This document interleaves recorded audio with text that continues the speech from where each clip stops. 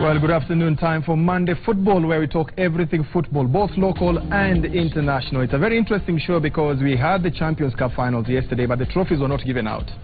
Michael Ouma is here. That is the job that they're going to do today. The trophies are on set. The winners are there, but this is where we're going to do it. We'll talk about what happened, why they didn't get the trophies, and much more coming up on the show. On stage, they're called the Terror Squad. What Terror Squad? Alright, what are your motto when you was in this game? In the apple. Favor. We are the best. Amen. We are the biggest. Amen. We are the illest. Amen. What's the word? What's the word? What's the word? Ahu. Big team. Wanajiita big team. Aya, Don. Nimemaliza yangu. Interesting show today this afternoon. Of course, you haven't told me welcome back. I went to eat monkeys first. I did breakfast monkey chemusha, lunch monkey choma, wet fry. Monkey wet fry. Monkey wet fry. Is it different meat? Because you went to eat monkey. No. To be honest, I actually did not eat any primate meat. To be honest, I only ate beef. Well, you should eat beef. Yes, and chicken. Just to be clear. Okay, me I was given different kind of meat. Yes. I said, don't tell me what it is until I leave. It was written down in Chinese. So on the flight is when I asked, what are these? What is this? I ate frog legs, I ate snakes. Why, it was butura, a very nice one. Those were small I can see Wahiga cringing over here. Wahiga, what do we have to do on the video segment? Right, on the video segment, it's very exciting here. I'm looking for the pause button. Just pause the game for me. Yeah, so today we're giving the experts a break. We're sitting down here. I'm here with Fezul, aka Shokon. Shokon. I don't know if that means you're a con. I hope not. But we're enjoying the game here. It's Barcelona versus Manchester United. That's what's happening. I think I'm looking forward to a day when I actually have an encounter like this one. So 0-0. I cancelled the other game because he was beating me 3-0. So I felt like... and I guess you're playing with Manchester United. And I'm playing... Mike, I know where you're going out with that. But nevertheless, by the time you come back, it will be 2-0 in my favor. That I can promise you. But for now, I know we've got an exciting show lined up. Let's take a look at what's coming up on Monday Football on the highlights. Coming up football, well, love them or hate them, it doesn't matter. Gor Mahia simply keep on winning.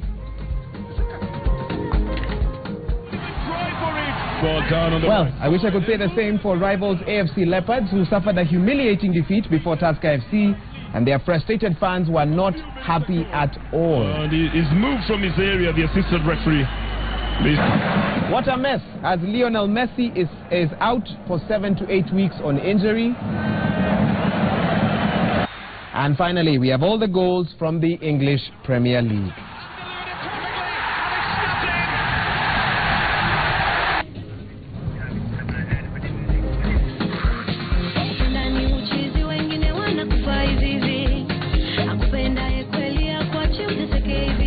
Well, let's get the show on the road. And where do we start? We start off in Kisumu, where Gor Mahia took on Muhoroni Youth in the top 8 quarterfinals. It was billed as one of the games of the weekend because Muhoroni Youth and Gor Mahia both unbeaten in the second leg of the league. But this was the top 8 quarterfinals. Let's take a look at what happened in Kisumu. It's Medi Kagere with Olunga on the right side. Kagere shoots, and it's in the net. Area, they might box themselves in. A very clean tackle here. Gets the ball out to Michael Olunga, which he cut off his line. It's Olunga, it's in the net. It's a classic goal. It's the one he's been waiting for. And yes, Medi Kagere put through nicely by Timothy Otieno. Trying to get him match fitness, you are saying, Jacob. Yeah, I mean, the coach is just trying to rest some players for future games, and that's why he pushed short for Olunga. This is Giorgio Diabo. It is trademark shot. He's put it in the net. Oh, Farouk Shikalo did not even try for it.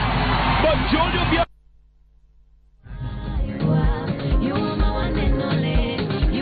Of course, Gor Mahia advanced through to the semi-finals of the top 8 tournament. Another team that qualified for the semi-finals is, of course, Sofapaka. They rallied from 2 goals down to beat Chemelil Sugar 5-4 on penalties after the game ended 2-2 in normal time.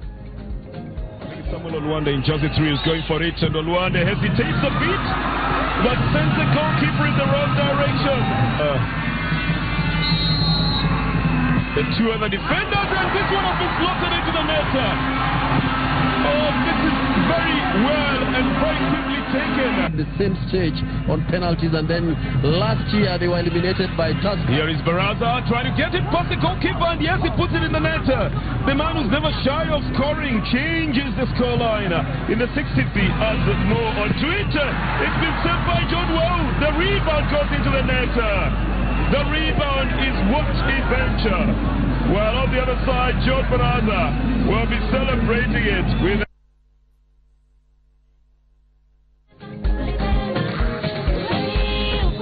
Well, still on the top 8 quarterfinals, and defending champions Tusker FC made it to the semi-finals in style, leading 4-1 before actually winning the game 4-2 against AFC Leopards. Immediately after the game, nice little chip into the area, looking for the left foot shot, and then it's bumped into the net. The Leopards take the lead here. FC won it. And this is the big one from Eugene Asike. Money. Humphrey Mieno gets a chance for a shot, and he beats Indeche to it. Drops it back into the box. Osumba. Oh, that is not going to be disputable. Ball down on the right side, and Muge again commits the same mistake he committed. Michael Kamati, and they're making foray up front. Kiza, this time a better delivery to the net. Martin Kiza.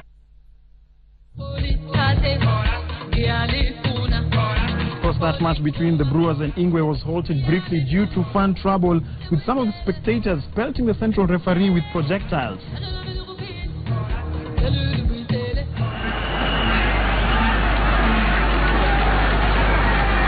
And he's moved from his area, the assistant referee, Mr. George Okerio, who had put the offside flag up at the halftime mark.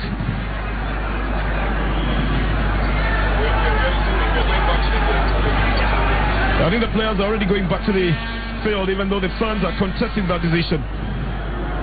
But you know, you and I have got a chance to see it twice on the replay, and can always make our opinion felt after looking at it twice. I think the assistant referee and the referee just looked at it once.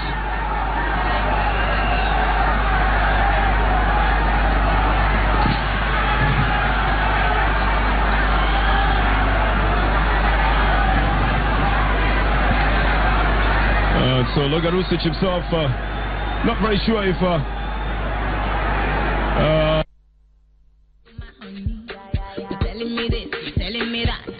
well, that particular clip forms the basis of our question for today, and we ask you, what solutions do we have to football hooliganism? What solutions should we have to football hooliganism? Remember, yesterday, two things happened. AFC Leopards versus the Tusker FC. AFC Leopards fans caused the trouble that you're seeing there. Counties Championship finals did not give out the trophies because Gor Mahia fans took their nonsense to Camp Toyoyo in Jericho. That trophy was not given out, but they lost that game. We'll be talking about that in a short while. But we ask you, what solutions should we have to football hooliganism in the country? Biggest culprits, AFC Leopards, Gor Mahia fans. I'm not shy to say that. So what should we do to these guys? We continue with the top 8, and the last quarter-final was between Ulinzi Stars playing against Sony Sugar. The game ended 1-1, but then on penalty shootouts, Sony Sugar came out on top. Ulinzi Stripes, can they bring the goal? The shot on goal! And it's a beautiful goal from Mara Chambari. Francis Ochieng. But the good pace, quickly taken into the box, and the header! It's the goal! Wamalwa with the goal! And Robert. And it's Omonok versus Ochieng. Omonok! And Sony Sugar have dumped Ulinzi, the 2011 champions, out of the top 8 2015 competition. They came, they saw, they conquered. Mobile telecommunications, I beg your pardon, company Safaricom made its comeback to Kenyan football by injecting 50 million Kenya shillings into the MPD Soccer Academy. Now, this is a UK-based outfit, and of course the trials will be beginning on the 10th of October, that is next month, and the academy promises a long-term program for those who will qualify. Kenya shillings.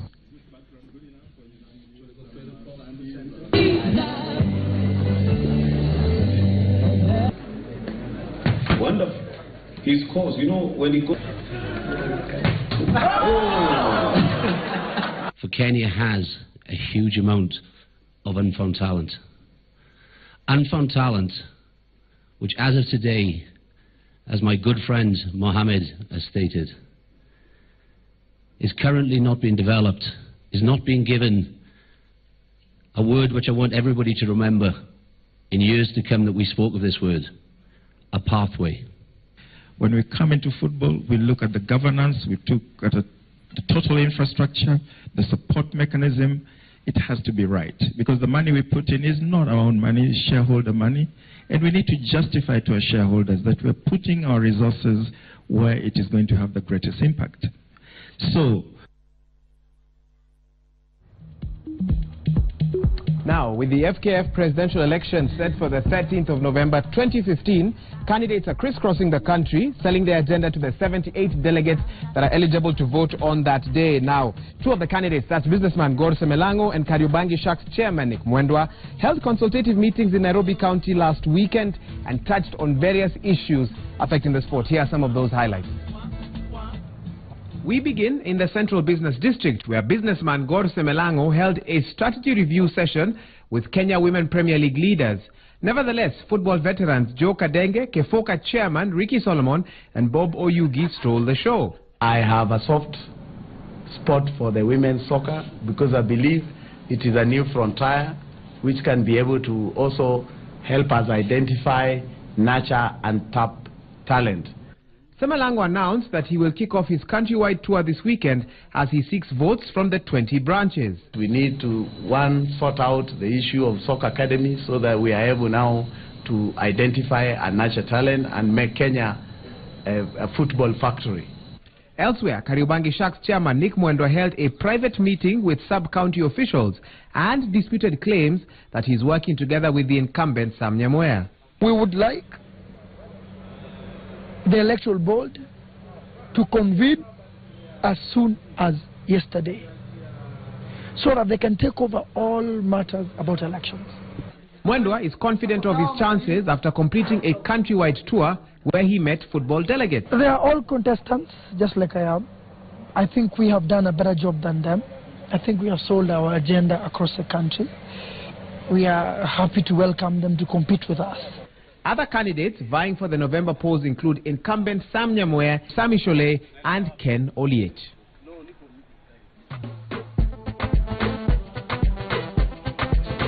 Well, this next story will form the basis of our interview coming up in just a bit with Michael Kinyi. And the Nairobi County Cup final between Gor Mahia Youth and Terra Squad was called off during the post-match penalty shootout period at Camp Toyoyo. This is in Jericho in Nairobi County. After chaos broke out when a Gor Mahia Youth player actually failed to convert his spot kick. Kelvin Odwor missed the mark after the match went to the dreaded kicks following a barren draw in normal and extra time. Referee Anthony Juma called off the match and Terra Squad were declared champions without actually receiving the trophy.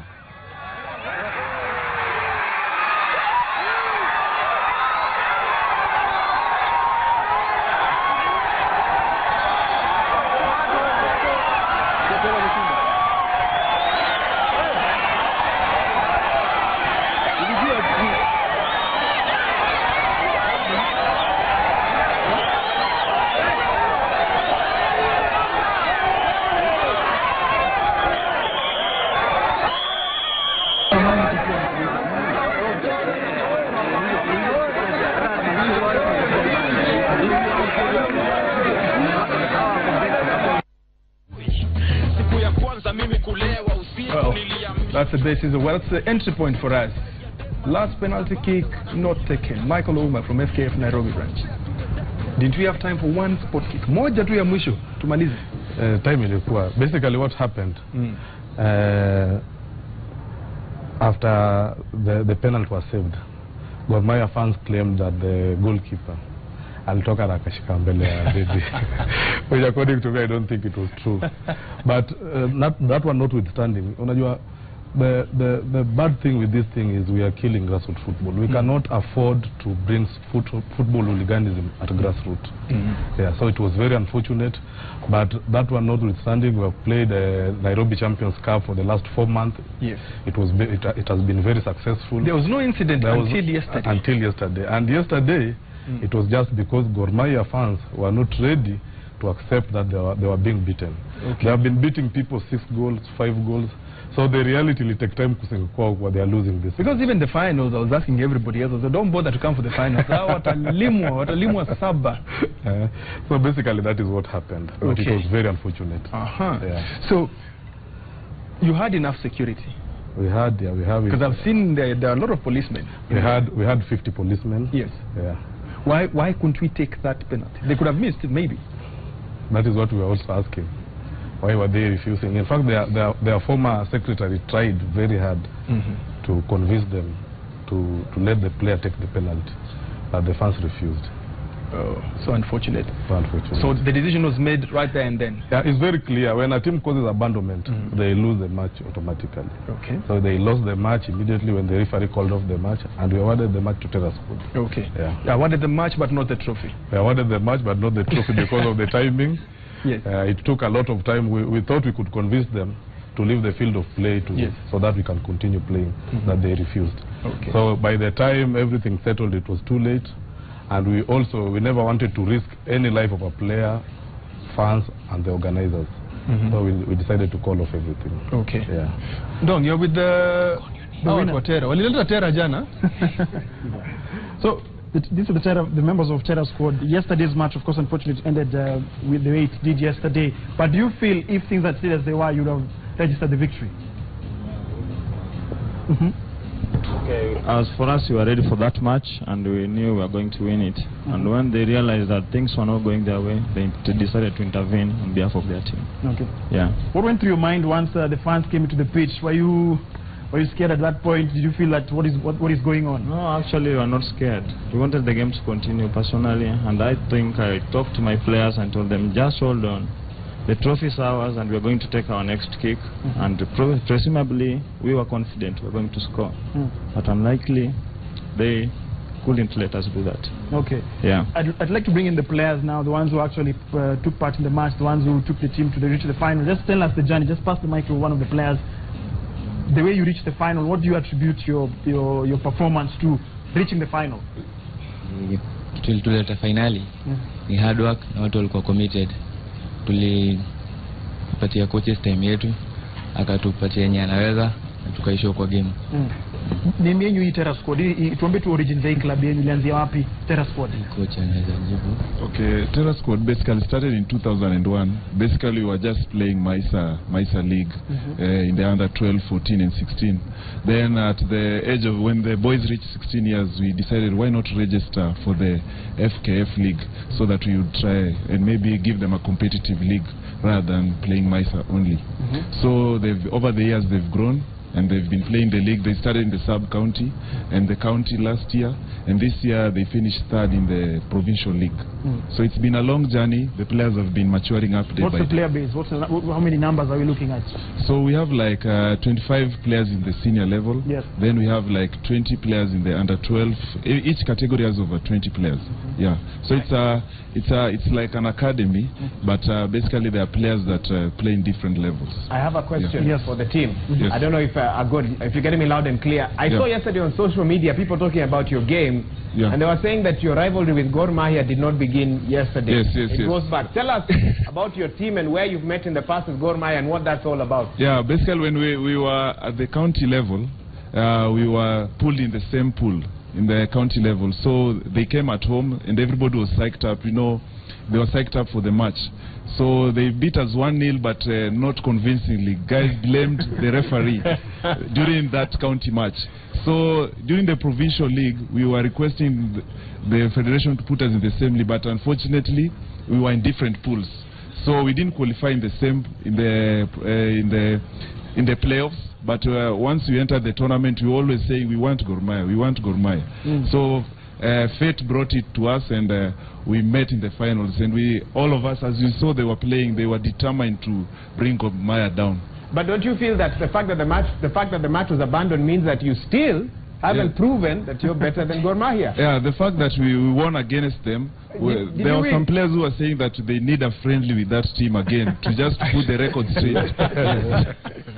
I'll bring that question to Oush, and I call him Oush because I go way back. I know him from way before. I think he's one of the guys that I've seen in football ever since I was a player. Then I came into media and all that. So, Oush, how come you knew about this rivalry? So wake tu place moja basi wacheze pamoja tena. Well, Peter, that's where Si provincial. no. You know, normally what we do, we try and balance as much as possible our zones. So we knew Terra Squad was strong, Gor Mahia was strong. We could not put them in the same zone. But they met at the Champions League, and that is what happened. Okay. Yeah. Now, the structure of the tournament, there was both boys and girls. We didn't hear so much about the girls. They were playing. Now what happened, all these teams, the 116 teams which played in the Champions Cup are the teams which participate in our leagues, from sub-county, county and regional. The same thing applies with the ladies. The 16 teams which participated in the Champions Cup are the teams which participate in the regional ladies league. So theirs was very short. Okay. That's why maybe you never had sana kuwahusu. Okay. But lakini sasa ni season peke yake ama what is this? That is what that is what I was crying yesterday. You know, like this edition was sponsored by Nick Mwendwa, the aspiring candidate for the presidential FKF election. So we were thinking that if we get it right, maybe next year we'll attract sponsorship. But what happened yesterday, it has put us in a very awkward situation. No, but even one of hata Nyayo kuliharibika. We'll try our best to get sponsorship and talk to Nick nicely. Come on, as I come next year. But basically, you know, this football hooliganism in a scare away potential sponsors. Yeah, and that is the nyinyi kama officials, because it starts huku chini kipanda juu. When something like this happens kwa branch, how do we deal with this? Because hiyo ndio swali yetu leo, tunauliza asee watuambie, how do we deal with this question of hooliganism? But manake imekuwa in out. Look, County Cup imekuwa ni Gor wanazusha. Across the fence ukienda Nyayo majishemeji wao wanazusha pia kwa top 8. Normally in our branch we are always very tough. Any team ile imepatikana na issues of indiscipline, we remove them in the league completely.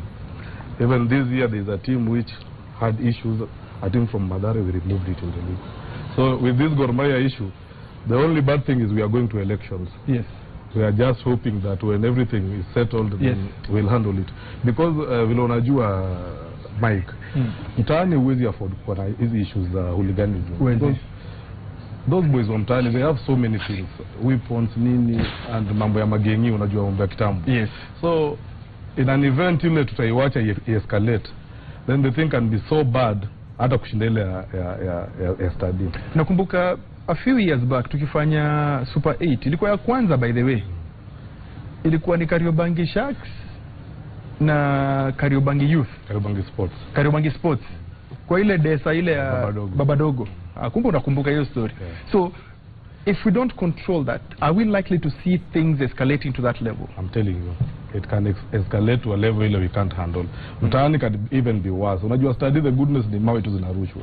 Mtaani people wamebeba so many weapons na ni mambo is so complicated. In short, mambo ya mtaa is so complicated. Ile hatuwezi afford kuleta football hooliganism kule mtaani. Okay. So moving forward, Nairobi, you've been this is my last question. Nairobi, you've been rated as one of the best run branches. What makes you tick? What makes Nairobi work the way it does? It's a combination of many things. We have good teams which which play by the rules. We have good officials. We have good people. Wale wana come on board to sponsor our things, like the MPs. Nairobi MPs have really supported us this year through the CDF kitty. We have people like Nick. Nick has, apart from sponsoring this Champions Cup, he has put 2 million in referees payment this season alone. So there are so many factors which contribute, and we are really grateful for the people who have been supporting the branch. Kwa hivyo inamaanisha kura Nairobi ishaenda kwake tayari. Nairobi tukishinda tutampigia. Thank you very much, Michael Oba. We'll be speaking to Michael Oba later because these trophies need to be given out. Remember, yesterday they never received their trophies, the winners for this competition. So we'll be doing that later. Right now, wacha nipatie Ndong. We continue. Absolutely, Michael King. Of course, you were talking about hooliganism, and that formed the basis of our question this afternoon. We were asking you, what do we do to contain hooliganism in Kenya? What do you need to do to contain football hooliganism in the country? Of course, we wanted you to send your responses to 22422 as well as on social media at Bernard Ndong, at Michael Kinyi, and at Wahiga Mwaura, and as well as at Citizen TV Kenya for us to sample your sentiments. Of course, you need to use the hashtag Monday Football. But now, let's read some of them. William Oluoch Oraro says, match officiation should officiate. Is it officiation? That is a tongue twister. Officiation. Well, he's talking about the match officials. Let me just play it safe there. Should be looked into. That is William Oluoch Oraro. Frederick Okango says, let's professionalize the game and vet the fans through club registration. And then Mboto Koro says that the derby between Gor and Ingwe should play without fans. And then this is somebody called Anthony Kimungui. He says, building up football locals. And then there is Nyadenge Tom. You say that football should be played in an exclusive football stadium. That's what I believe you wanted to say, where fans sit and watch football and not roaming looking for stones. Wahiga Mwaura, what do you have on your end? Right, Xbox Corner, I have retired officially. My short career is over, and I've chased away Fazul because the experts are here. We have Marvin and Kevin, and my director is saying, Kevin anakamkora. Atoe Marvin. Kevin, there's a special request. Utoe Marvin, there we go. Nona yakona nywele. That was the fear. Iko. So how are you guys doing? You have the mic next to you there. There you go. We can start with you because you're the one we're familiar with. How's it going so far here? He's good.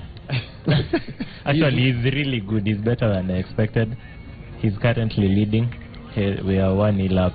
Okay, you are... Arsenal. You're Arsenal? Yeah. And he's Chelsea? Yeah, he's Wow. Okay, I know a lot of Arsenal fans are like, say what? Kevin, let's hear your voice. It's first time here. What do you do? Just score. I'm actually beating No, when you're not scoring here. I'm a student at Kenyatta University. Okay. Yeah.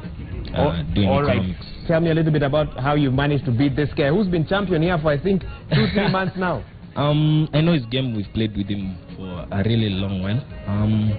Just been good at the defense, in front, make sure you capitalize on your chances. Yeah. Okay. Naona try yako imekosa sponsor. Is that the reason for your success? Mashimo, Michael Kinyi. When was the last time you watched something like this one? It's the new trend. Yes, called and finished. Yeah. I think you need something different or something unique if you want to do well in this particular category.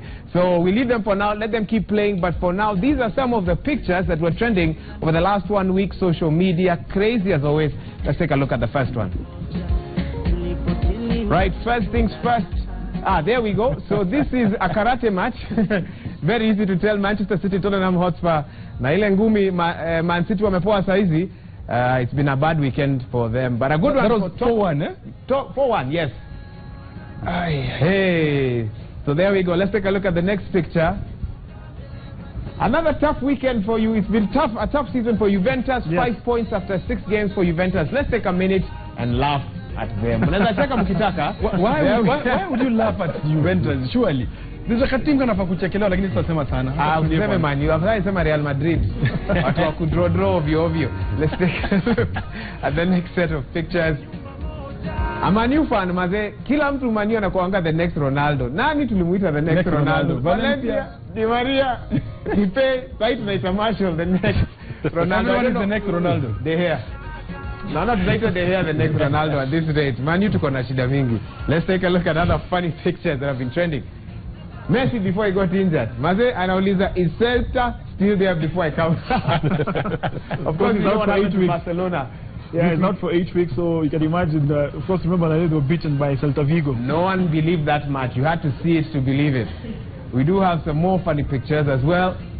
Hey, Barca fans wali change jersey katikati hiyo match.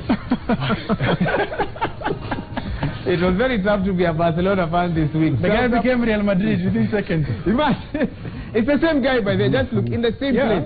He's changed selfie ya kwanza. I wonder how quickly was it after that he changed? Yeah, Do we have one more? This is the last one. Of course, we'll have others after the break. This is the Premier League table as it stands. Ini mlima na tunapanda sisi wote. But you can see Man U at the top, Man City, ukihama kidogo ndio ile Arsenal, Liverpool, but there's a team missing here. Yes. Tell me who? Chelsea. They know themselves. Chelsea are not even on the mountain. But there's one thing that Wahiga didn't put one thing. Wahiga, which one? You went to your mother's house yesterday. My mother's house? Yes. How did you know? I know you at your mother's house. What was I doing? And your mother asked you for sugar. Ukasema iko wapi? Iko juu ya meza. Kama Manu. Now what he said was ati sukari kwa Manchester United. So what do you mean Manchester United? Wanauliza kwani? Kwani kunaenda top of the table? Top of the table. Let's see how long it's going to last. On that top of the table note, we take a short break. We'll be back with lots more funny pictures, more reviews, the English Premier League, and quick fire. We'll be right back.